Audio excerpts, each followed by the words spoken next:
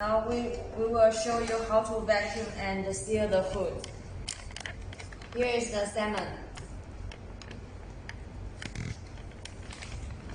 Put in the bag.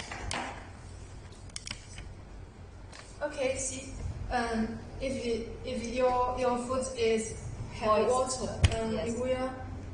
Let me show our advantage to you. The drip tray can be removable. Yes.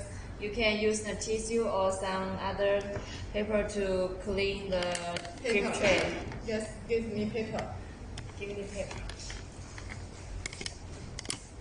This is our big advantage, and you can take it out very easy to clean.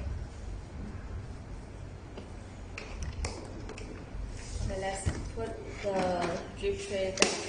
And one point. If the fish bags have water, you need to use the paper To clean the bag. and clean the bags. Okay. Yes. Around.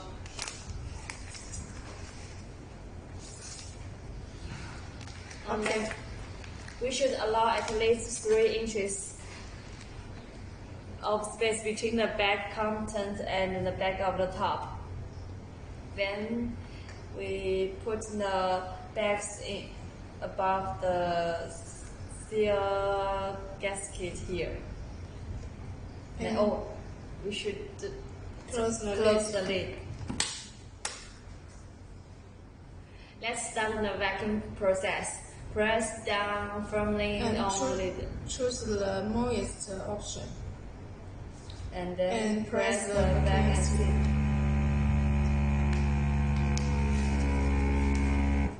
When the motor and the indicator lights turns off, we should wait the indicator turn off. Okay, we can open the lid and take out the bag.